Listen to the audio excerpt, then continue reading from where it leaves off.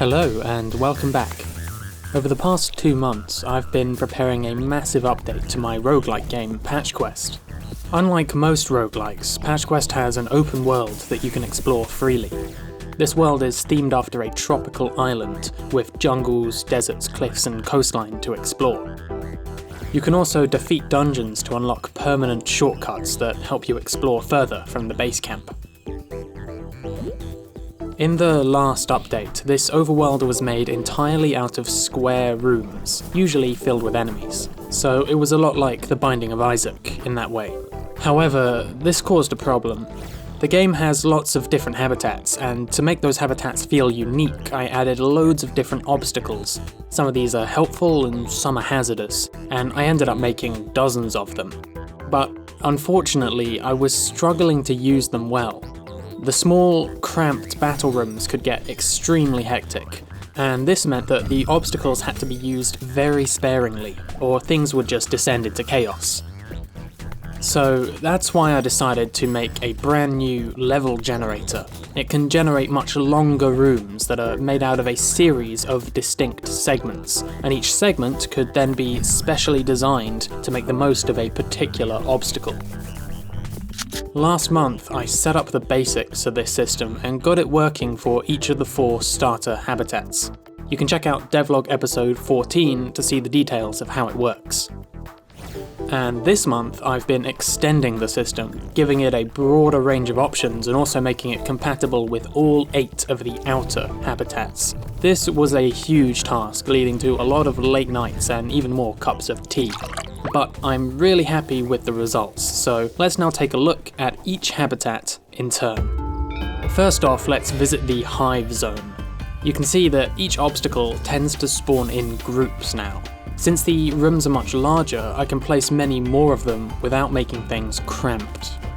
The honeycombs now create a puddle of sticky honey when broken. You'll be slowed down if you step in these puddles. Sun shrubs are really fun. When you shoot them, they fire a powerful volley of seeds upwards. You can use them to defeat monsters. This is one of my favourite obstacles, and I'm planning to add some similar plants to the other habitats. In the Swamp Zone, you can find clusters of Venus flytraps. Standing on one for too long will get you bitten. I've also added some roaming mosquitoes that deal damage when they touch you.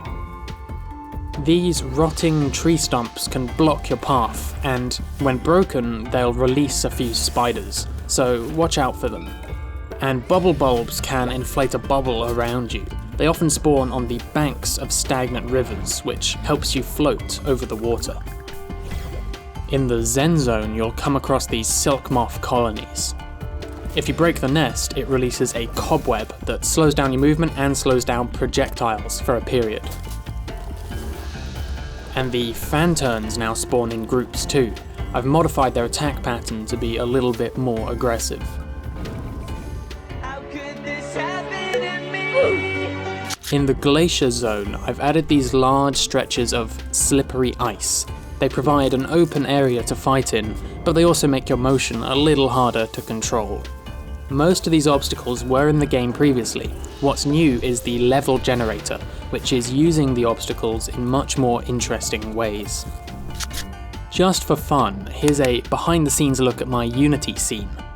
For performance reasons, only a limited number of patches exist at any one point in time, and as you travel between the rooms, old patches are destroyed and new ones are created.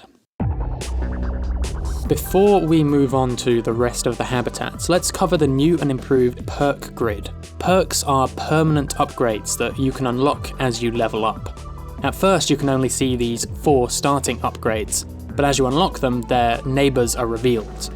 This system was inspired by how the upgrades work in Forager.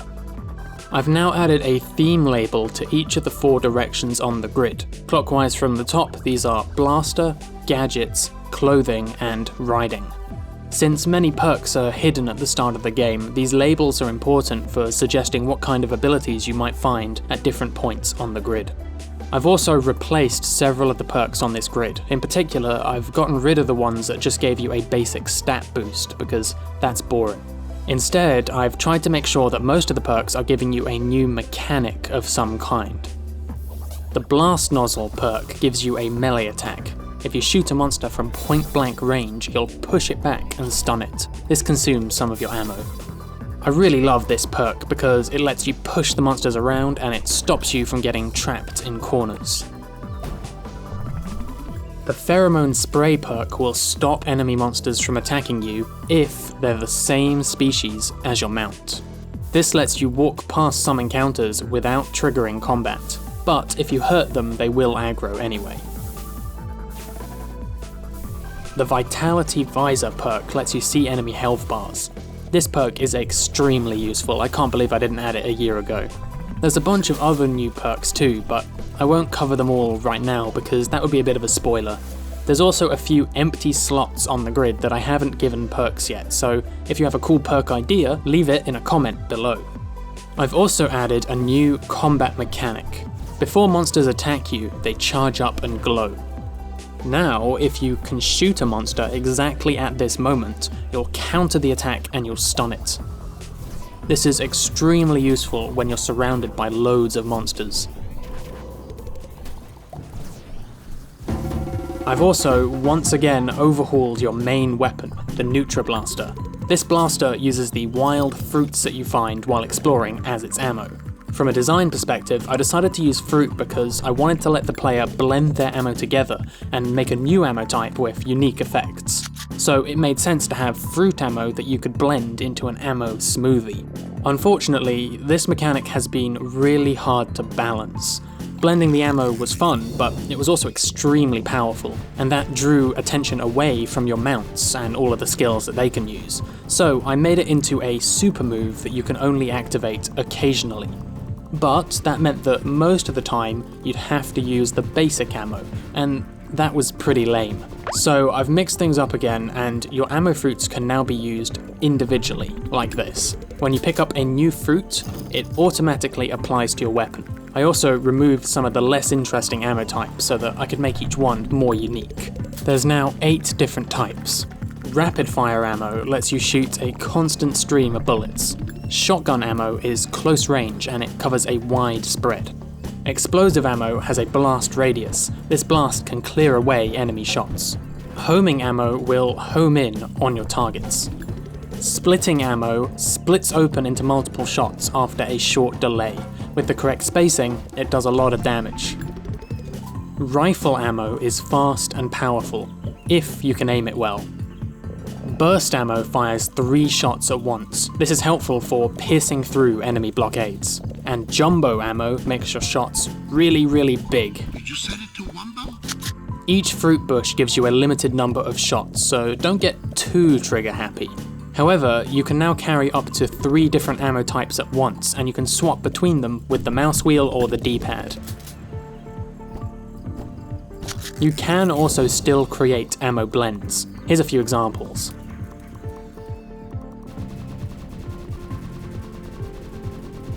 However, this ability is now gained from a perk that you need to unlock on the Perk Grid. Okay, let's now return to the new level generator.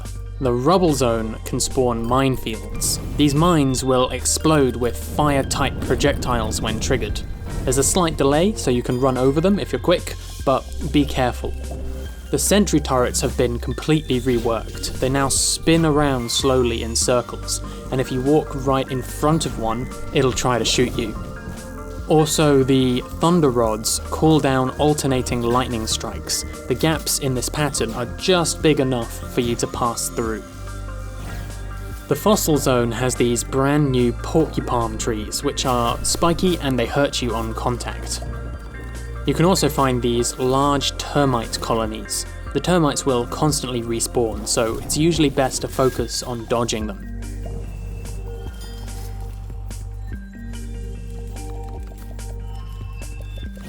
In the Crystal Zone, you'll find these large crystal cages.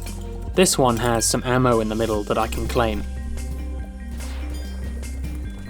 Also, these pink crystals will reflect any bullets that hit them, so watch your back. Magnetite spawns in clusters. They can pull shots into their orbit, which helps you keep safe. and plutonite spawns in even larger clusters. These crystals are pretty sturdy, but when broken they release a massive blast. This blast affects both you and enemies. Last but not least, let's check out the Volcano Zone. These bomb boulders are kind of like plutonite, but they're a lot more fragile, and so they can easily cause dangerous chain reactions. You can also find lava geysers and smoke chimneys which shoot fire-type bullets into the air. It's a good idea to be riding a fire-resistant mount when you're in this zone. Once again, what's new here is the level generator, which is utilising old obstacles in better ways. I also used this chance to update a lot of the sprites in an effort to make them look simpler and cleaner. The action in Patch Quest can get pretty hectic, so it helps to reduce unnecessary details wherever I can. Finally, there's one more mechanic to cover. There's a bunch of different power-ups in Patch Quest, and some combinations are more powerful than others. And what this means is that occasionally a run can really snowball and last a very long time. Part of the problem is that the difficulty caps out at some point, so if you're playing well at that level, you can pretty much keep playing infinitely. So that's why I've added the new Day and Night Cycle. After clearing a large enough number of rooms in one run, the sun sets. And then eventually, night falls. At night, all monsters gain the Angry Mood. This makes them faster, tougher, and more aggressive.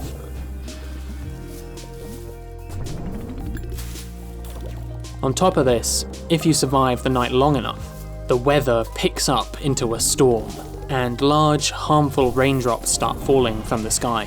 Basically, it becomes harder and harder to survive once night falls.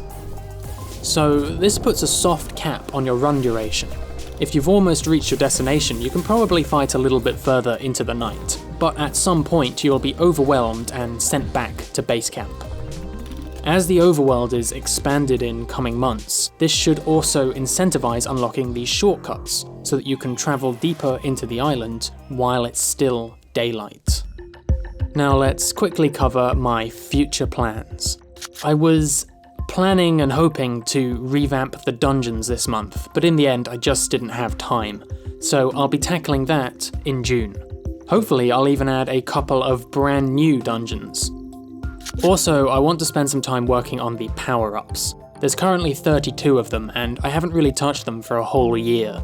Some of these power-ups are fun, but others are overpowered and a bunch of them are totally useless.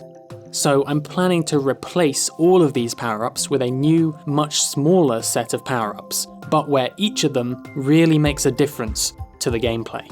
These new power-ups will need to be stackable to make up for their smaller numbers. Kind of like how it works in Risk of Rain. And with some of the design space I free up doing this, I'm planning to add more helpful status elements to the game. This can be another way to make each habitat feel more unique. I'll be back with another update at the end of June, but in the meantime you can play the latest free open beta for Patch Quest by visiting the Discord server's playtest channel. There's a link in the description. The beta contains everything that I've shown in this video and more. Also, just between you and me, Patch Quest is fast approaching the point where it leaves open beta and enters a private beta. If you want to get into the private beta and keep receiving monthly updates, you need to go on the Discord server, claim your copy, and then complete the tutorial. When you've done that, you'll have the Alpha Tester server role, and this means that you'll get into the next stage of the beta. Also, if you enjoy watching my videos, please do let my YouTube overlords know by dropping a like. But anyway, that's all for now, and as always, thanks for watching.